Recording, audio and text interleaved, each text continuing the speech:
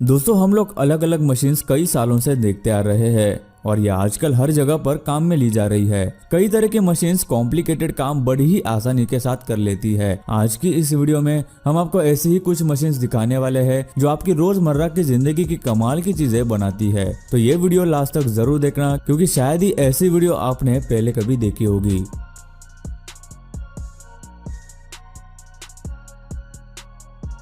दोस्तों ऐसे ही और वीडियोस देखने के लिए आप उस लाल कलर के सब्सक्राइब बटन को दबाकर बाजू वाली बेल पर क्लिक करके ऑल का ऑप्शन जरूर सिलेक्ट करें।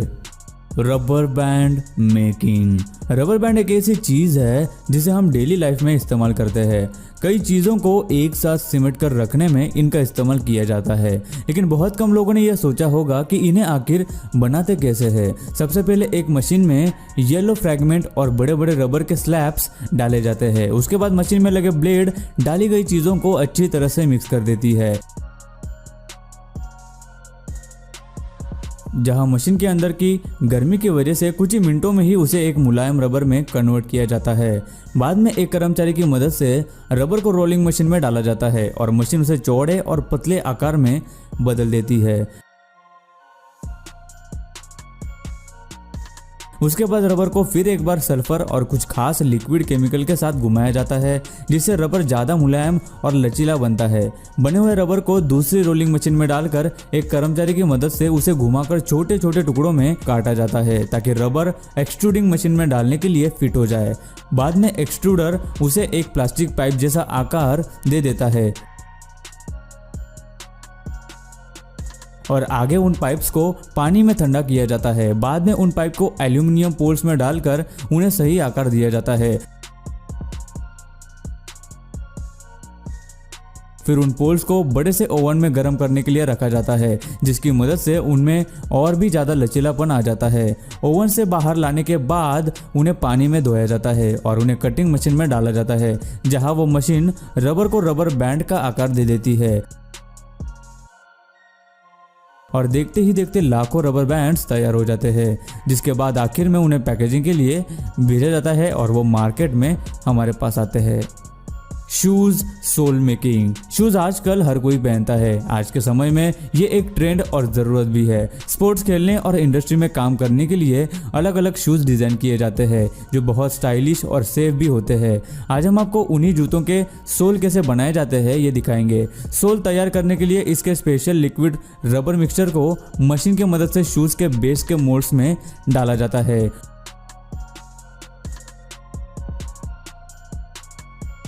और उन मोल्ड्स को बंद कर दिया जाता है। मोल्ड्स के अंदर का लिक्विड ठंडा होने के बाद उन मोल्ड्स को खोला जाता है और उनमें उसी मशीन के जरिए एक एडहेसिव लिक्विड डाल दिया जाता है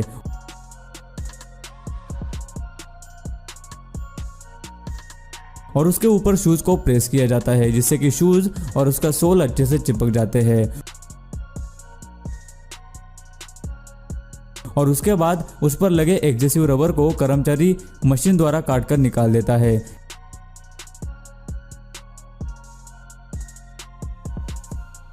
जिसके बाद ये शूज तैयार हो जाते हैं। Straw mat making. कारपेट्स आजकल हर जगह इस्तेमाल किए जाते हैं, फिर चाहे वो घर हो या ऑफिस। लेकिन कारपेट्स के इन्वेंशन से पहले लोग चटाई का इस्तेमाल किया करते थे और कुछ लोग तो आज भी चटाई का इस्तेमाल करते हैं। आजकल जो चटाई बनती है वो प्लास्टिक या नायलॉन के बनती है, लेकिन क्या आपने कभी सोचा है कि पहले जो चटाई बनाई जाती थी वो कैसे बनती थी? सबसे पहले खेतों में से लंबी घास को काटकर निकाला जाता है और उन्हें एक मशीन में डालकर हर एक ग्रास के स्ट्रॉ को एक दूसरे से अलग किया जाता है।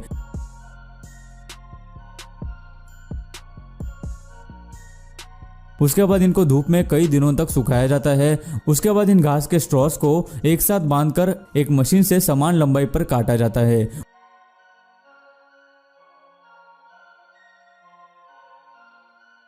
उसके बाद इन स्ट्रॉस को जमा करके आगे की नाइटिंग प्रोसेस के लिए ले जाया जाता है जहां इसे एक मशीन में डाला जाता है। यह मशीन उन स्ट्रॉस को बहुत बारीकी से एक एक करके धागों से एक साथ नाइट करती है। यह मशीन अलग अलग कलर के स्ट्रॉस से भी चटाई बना लेती है जिससे इसको और भी अच्छा लुक आता है।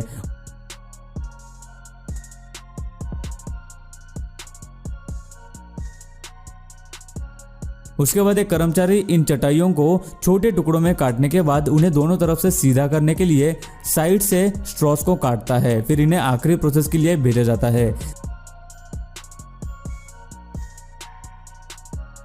जहां एक कर्मचारी चटाई के दोनों तरफ कपड़ा लगाकर उसे सी देता है और चटाई तैयार हो जाती है। और इन चटाइयों पर बैठने या सोने से गर्मी भी नहीं होती, जैसे कि प्लास्टिक या नायलॉन की चटाइयों पर होती है। Pillow making machine. दौड़ती भागती तनाव भरी जिंदगी में नींद का महत्व और भी बढ़ गया है। हर कोई सोने के लिए तकिए का इस्तेमाल तो करता ही है, जिससे बढ़िया नींद भी आती है। लेकिन क्या आपको पता है कि इन तकियों को मशीन की मदद से कैसे बनाया जाता है, जो बहुत ही सॉफ्ट होते हैं। सबसे पहले रुइयों को लिया जाता है और इन रुई को इस रोलर वाली मशीन में डाला जाता है, जिसमें स्क्रू जैसे लंबे स्टील लगे हुए होते हैं, जो रुई को लंबे आकार में गोल करके बाहर निकाल देते हैं, जिससे रुई पूरी तरह से सॉफ्ट बन जाती है। उसके बाद इन्हें कन्वेयर बेल्ट की मदद से आगे भेजा जाता है, जहां इन रुई पर एक स्पेशल केमिकल लिक्विड स्प्रे छिड़का जाता है, जिससे स्टैटिक इलेक्ट्रिसिटी जनरेट होती है, जिसके कारण तकिया अंदर से गर्म रहता है। उसके बाद आगे इन रुई को दोबारा से दूसरे रोलर में से गुजारा जाता है, जहां ये रोलर इन रुई के पतले लेयर बना देती है।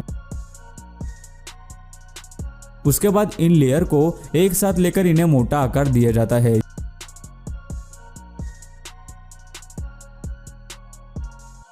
जिसके बाद तकिए के बाहर के कवर को बनाया जाता है और इस कवर को मशीन में लगाया जाता है, जिसके बाद मशीन इस कवर में रुई को डाल देती है और आखिर में एक कर्मचारी इन तकियों के आखिरी सिरों को मशीन की मदद से सिल देता है, जिसके बाद ये सॉफ्ट पिलोज बनकर पूरी तरह से तैयार हो जाती है। गाइस, सेकेंड लास्ट है शिप वूल हार्वेस्टिंग। फैशन आज के ज़माने में बहुत आगे बढ़ गया है, जहां हमें हर रोज़ अलग अलग तरह के फैंसी कपड़े देखने मिलते हैं। कपड़े भी कई तरह के होते हैं, जैसे कॉटन, पॉलिस्टर, वुल वगैरह, जो अलग अलग तरह के प्रोसेस से बनते हैं। लेकिन क्या आपने सोचा है कि वुल, जिसे हिंदी में ऊन भी कहते हैं, उसे आखिर कैसे बनाया जाता है? वुल हासिल करने का एकमात्र साधन है भेड़। कई सारी वुल बनाने वाली कंपनीज भेड़ों को पालती है, ताकि जब उनके शरीर पर अच्छे से ऊन उगे तो उसे काट कर वुल बनाया जा सके। इसकी शुरुआत होती है कई सारे भेड़ों में से सही और ज़्यादा ऊन वाली भेड़ को चुनकर, जिसके बाद उसको ले जाकर एक ट्रिमर से उसके शरीर के ऊपर से सारा ऊन काट कर निकाला जाता है, जिसके बाद ऊन को एक टेबल पर रखा जाता है, जहां कर्मचारी इसमें से कचरा और गंदगी निकाल कर इसे एक कॉम्प्रेसिंग मशीन में डाल देते हैं, जो इसको बहुत ज़्यादा फोर्स से दबाकर स्क्वायर शेप में पैक कर देती है। इसके बाद ऊन को मिल में ले जाया जाता है, वहाँ इसको एक बड़े बॉयलर में डालकर अलग अलग रंग दिए जाते हैं। फिर उनको ब्लेंडिंग मशीन में डाला जाता है, जहां यह मशीन उसका बिल्कुल ही भूसा बना देती है और आगे कन्वेयर बेल्ट से इसे कार्डिंग प्रोसेस के लिए ले जाया जाता है। इसमें मशीन उनके भूसे को हल्के धागों की शक्ल देकर उनका रोल बना देती है, जिसके बाद उसके धागे बनाए जाते हैं। फिर उन पर प्लाइंग प्रोसेस की जाती है, जिसमें धागों को मजबूत करने का काम किया जाता है और इनके अलग अलग रोल्स बनाए जाते हैं। फिर इन धागों की वीविंग की जाती है, यानी इनसे कपड़ा बनाया जाता है। अलग अलग रंगों के धागों को जैसे कपड़े का कलर और टेक्सचर चाहिए होता है, उस हिसाब से मशीन में लगाया जाता है, जिसके बाद ये मशीन उन धागों को वीव करने का काम करती है।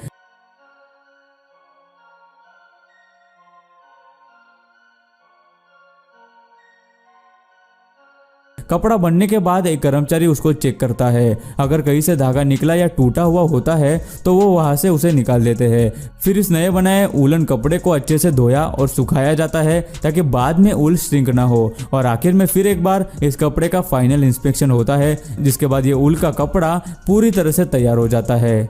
और गाइस, लास्ट में आता है ब्रिक मेकिंग मशीन। ब्रिक्स एक ऐसी चीज है जो तरह तरह के कंस्ट्रक्शन में काम आती है। अगर छोटी सी दीवार भी बनानी हो तो हमें ब्रिक्स की जरूरत पड़ती है, जिसे हिंदी में ईंट भी कहा जाता है। यह ज्यादातर लाल मिट्टी या फिर सीमेंट की बनी हुई होती है। लेकिन क्या आपने कभी सोचा है कि जिन ब्रिक्स से दीवारें बनाई जाती है, उन ब्रिक्स को आखिर कैसे बनाया गया होगा? अभी आप जो मशीन देख रहे हैं, इसे इसी काम के लिए डिजाइन किया गया है। सबसे पहले मशीन के ऊपर से पत्थर, टूटी हुई ईंट या फिर मिट्टी डालते हैं। फिर मशीन की दूसरी तरफ से एक सरल रूप में मिट्टी की लेयर बनकर बाहर आती है। फिर उस पर लगे ब्लेड लेयर को सही आकार में काटते हैं और उस पर कंपनी का लोगो छापा जाता है। इस मशीन की ये खासियत है कि यह सारा काम खुद ही पूरा कर लेती है। सो गाइस, आपको इस वीडियो में से कौन सी मशीन या फिर कौन सी चीज बनाने की प्रोसेस सबसे ज्यादा कमाल की लगी, हमें नीचे कमेंट करके जरूर बताना। और आपको आने वाली वीडियोस में कौन सी चीज़ कैसे बनाई जाती है देखना है, हमें नीचे कमेंट करके ज़रूर बताना। दोस्तों वीडियो अच्छी लगी हो तो लाइक कर दो, वीडियो के नीचे लाल बटन है उस पर क्लिक करके सब्सक्राइब कर दो और बाजू वाली बेल को क्लिक करके ऑल वाले ऑप्शन को सिलेक्ट कर दो। प्लीज़ सब्सक्राइब करना ना भूलना।